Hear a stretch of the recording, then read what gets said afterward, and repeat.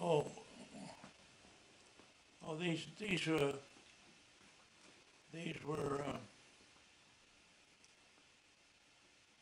a deer I got.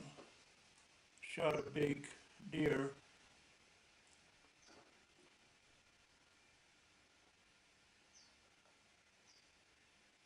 up by Meek or someplace. Some guys from Denver come over. One of them was a partner of Roy's in the sawmill, and they weren't nice people. They wanted the horses and the wagon, and Dad didn't want them to, afraid they'd abuse the horses, so he wanted me to go along, and I went along. And we packed back in the mountains. I don't know, it was probably 5, 6 miles. Made camp and then I was hunting all by myself on a ridge, and a big deer come around there, charging around. I just whirled around with my gun and didn't aim or anything. I didn't have time. I just whirled around and shot, and I must have went through the heart because he just dropped right there. I butchered him out, and the guys didn't want to go help get him out. And so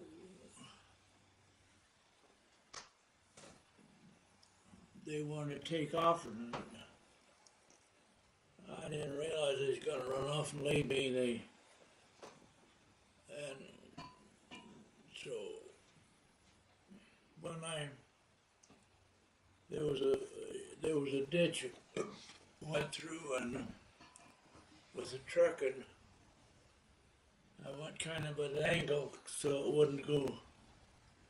Wheels wouldn't drop in there and stick me, and I didn't realize it, but the twisting pulled the hose where it just leaked at the bottom.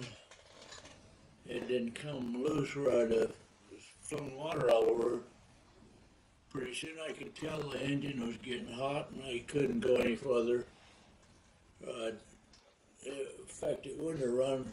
If I tried to get any further, it just run the engine. And so I was in by then I was in a lane where there's fence on each side.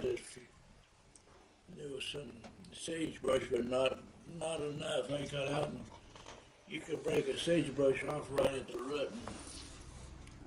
And inside of the sagebrush is dry, and you can get a fire going. And I got a fire going, but there wasn't enough sagebrush. It was too low. And I go down the lane and get some sagebrush, but by then my fire was almost out. And I just got too exhausted, so I got in the truck and laid down, and it's really cold. It's probably 10 below. And I got pretty damp from the snow had been pretty deep. And I don't know what time it was, maybe 3 or 4 in the morning. My dad drove up in a car, and he had sandwiches for me, and hot coffee thermos, and a quilt. And I got in the front seat and was getting warming up, and I got to thinking, well, how come my dad showed up? And he told me, he said, son, an angel woke me up and told me to come rescue you. So, put me right where you were. That's the only way I knew where you would be. And those guys didn't find any elk up there. They come out early. They were supposed to stayed about 5 days, and I stayed maybe 2.5 days, so, and he wouldn't have known that. And so I told him about that deer up on the ridge that I shot, and they wouldn't help me go get it. And in fact, they wanted to just get out there and go. I thought they wanted me to go with them, but they didn't. They ran off and left me. And so I told Dad about it, and he said, well, we'll just go back and unload old Smokey, and you can go up and get that deer. And I did. Old Smokey would pack it out for me. So that's how I got those deer horns. It's quite an experience. And I was sure glad to see my dad, because I was in trouble. And as soon as I drank that coffee, ate a sandwich, and got that quilt, and he left the motor running so it was warm in there, I went sound asleep. He got out and found out where that was leaking, and it leaked out. And it's amazing, he fixed it, and there was a farmhouse, a ranch house, not very far away, and he went down there to get water to fill it up with, and he got the rancher said, well, he should have come down here in the night even. He said, I heard the dogs barking, but I didn't look out. Said he'd been welcome to come in here and get warm. Had a place for him to lay down. Well, I didn't think about that. And it was closer than I thought it was. It darkened. I thought it was farther away than it was when I stopped. Anyway, I was rescued, and I was sure glad about that. It was quite an experience. Oh, my sister Esther.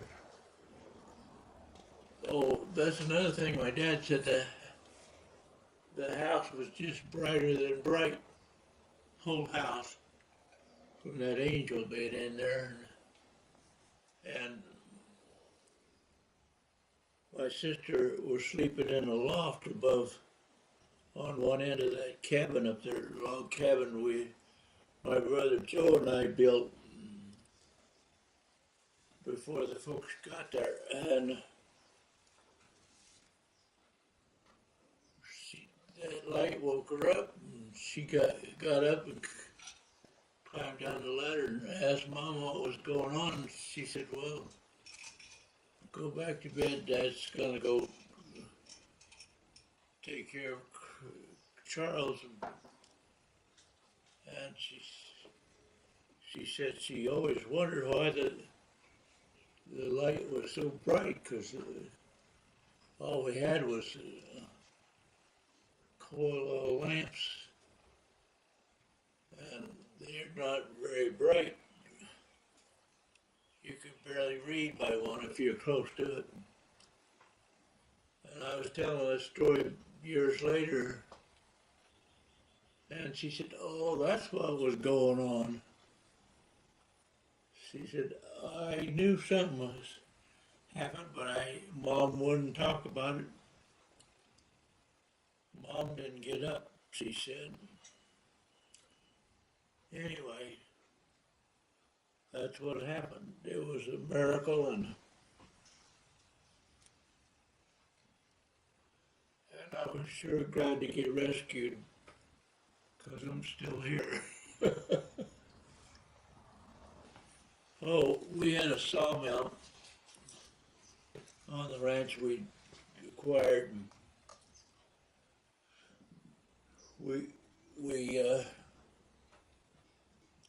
there was timber that about 3 miles up the canyon from where the ranch house was, and we bought timber from the forest.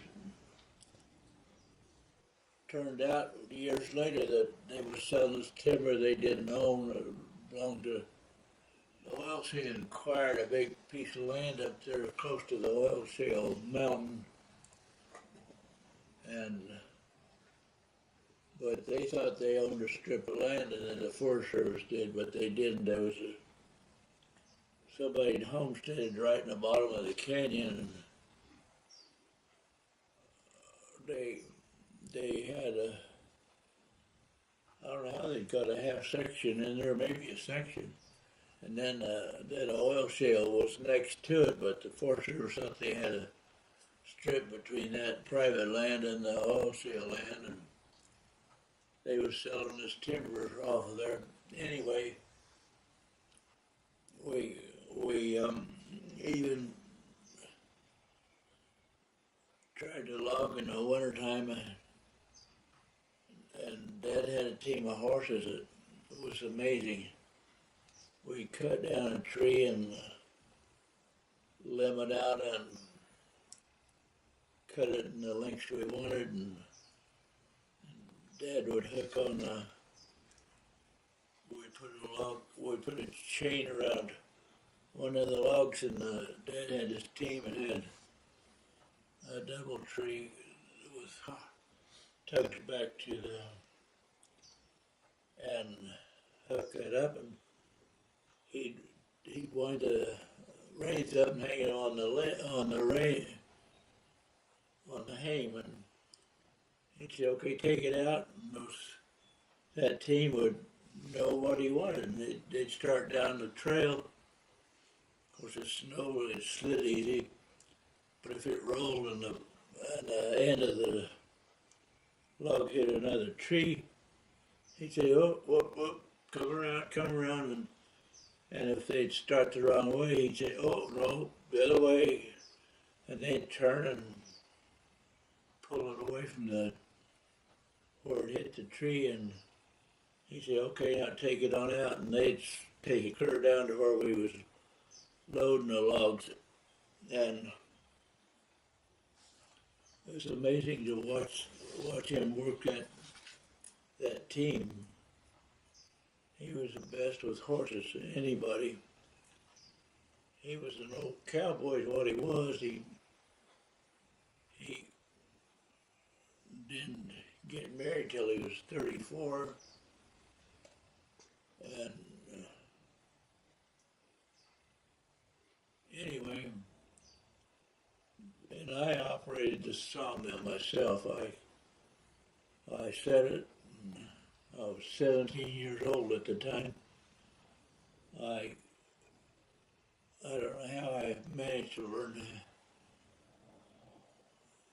how to operate that sawmill, but I did, and man, where we sold the lumber to the lumber yard down in Rifle, his name was McDonald, and one day he said, "Charles, you bring me the best lumber from any sawmill in the whole valley."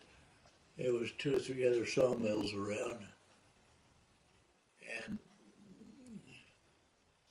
they didn't all sell to him, but some of them did. And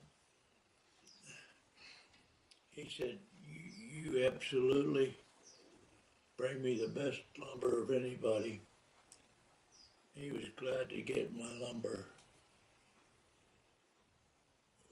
We actually needed more equipment with a sawmill, like a edger and one thing and another, but we didn't have it. We had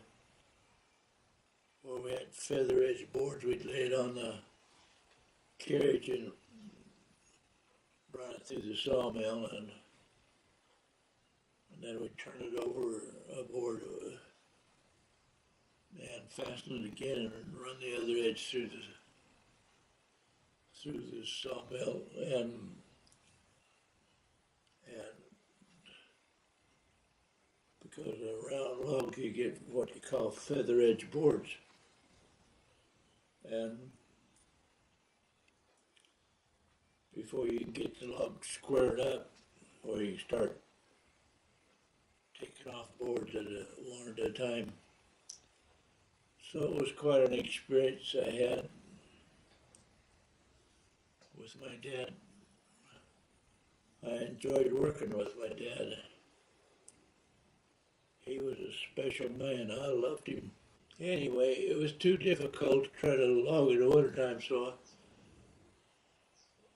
the next, I don't know whether we worked 2 winters or what, but if you get out on the snow away from where the horses are working the trail, getting over to another tree to cut, the snow was so deep that if you fell through the crust, you had to stop and tromp snow to get high enough so you could roll away from the hole you was in. It's just too difficult, so I don't know whether we worked 2 winters or not, but when the next winter come, I had opportunity to go to work in a coal mine. So I'd already worked in a coal mine in south of Canyon City. I got hurt in there, and I got into they had a box on a post that was shorted, and they told me about it, but as I went by, there was a coal car there. In that mine, they had pretty big coal car that probably, one of them would probably haul, I don't know, maybe 10 tons. And walked past that, and my shirt was pulled out wet. It touched that box a little bit, and it just knocked me. And the coal car was, the end of it was right by that box, and knocked me down in, but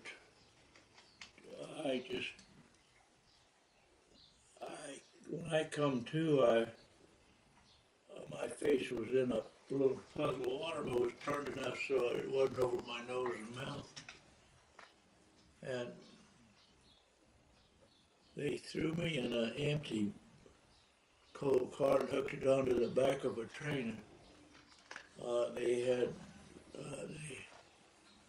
those coal cars, I don't know how, whether they'd have 10 or 20 cars on it with full of coal.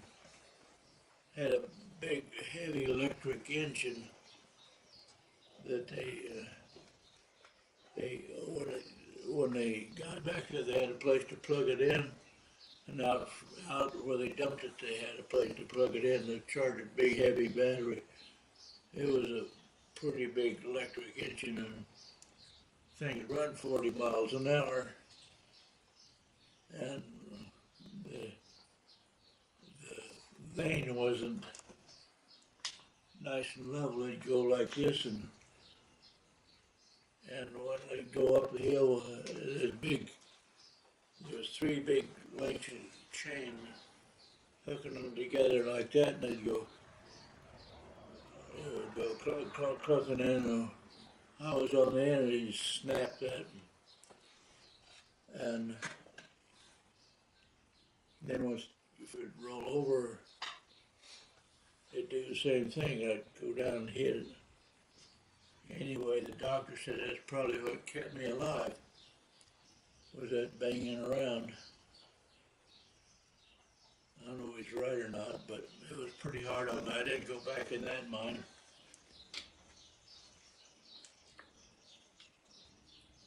I had already met Margaret, and she lived up at Silver Cliff, Colorado, and my dad had a farm in eastern Colorado at that time, and I didn't go to school. I finished the 7th grade, and if I hadn't stayed out of school and helped him, he'd never got the crop in, or got it out. There wasn't anybody to help. All World War II was going full blast in, and they'd siphoned out all the able-bodied men. They even took some men that they had to return that wasn't able-bodied. So when winter come, my folks went to, my sister lived up by Silver Cliff about 15 miles, or 10 miles, or 6 miles, I don't know how far it was, on a little ranch, her and her husband, and her dad was the minister there at Silver Cliff, and so my sister went to church a few times and got acquainted with her dad and mom, and then when school was out, she hired my Margaret to come out and help her take care of the kids while she worked in the field. And my mom and dad went up there to see her one time. My dad was really impressed with Margaret. Come back and told me all about her. Wanted to take me up there, and I wasn't a bit interested in some girl that he was pushing me towards. But I wanted to go up to I like going to the mountains, and my brother-in-law had horses, and I knew I could ride a horse. So I went about 2 weeks later with him up there, and my brother-in-law had a big horse he rode, and he had that saddled up, and I started riding around the yard, and I'd be loping off the ways, and finally my mom came out and said, "Now, son, you gotta get off and be with Margaret, or you've got to get a horse for her to ride." And my brother-in-law said, "No, the horses are so far away, time you get them, it'd be dark." Said, "That's a big horse, both of you can ride it." So I was going to get Margaret in the saddle, and he said, "No, you can't do that steady. You gotta, she can't hold him. You gotta stay in the saddle, and she gotta ride on the back." So she hung on to me.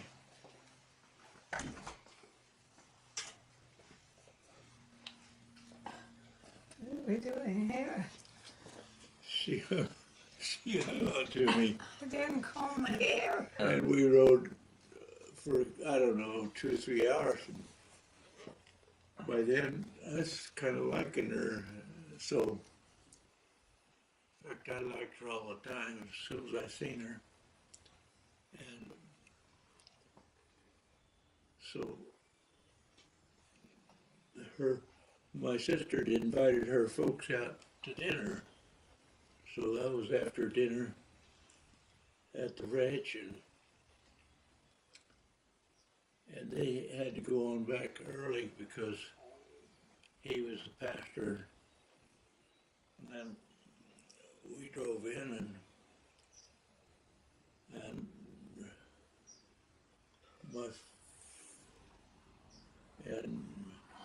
after church, well, I took her home.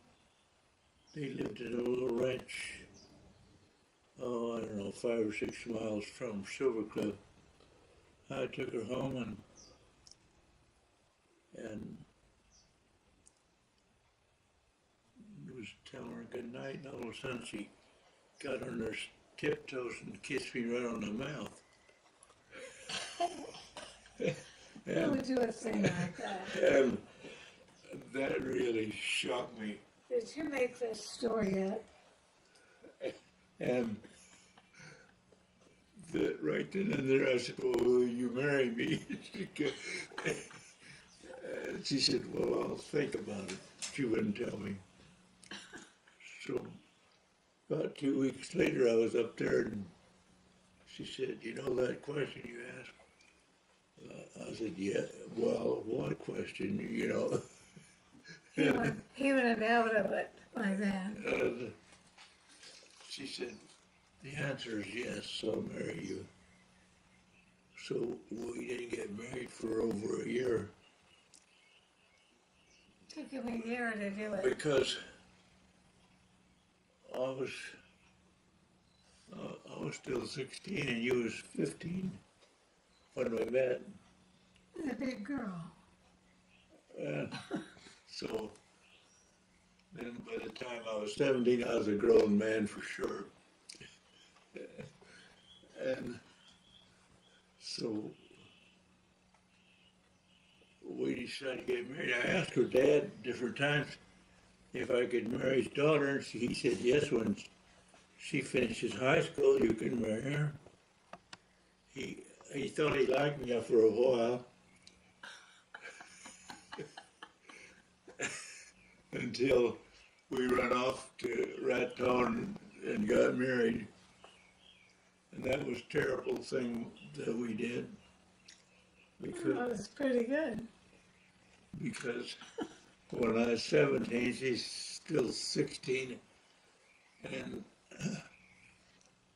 if you had your parents sign, you had to be 21.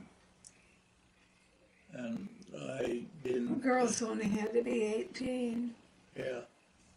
So we had to not tell the truth to get married. And so then when we went back home about a week, back to her folks' house about a week later, well, it was on a Sunday, and they invited us in for dinner, and after dinner they got rid of the kids, and They thought they got rid of the kids. they run them outside, and he really raked me over the coals, and finally he said, now when the fun's over, you can't bring her home, you gotta take care of her for the rest of your life.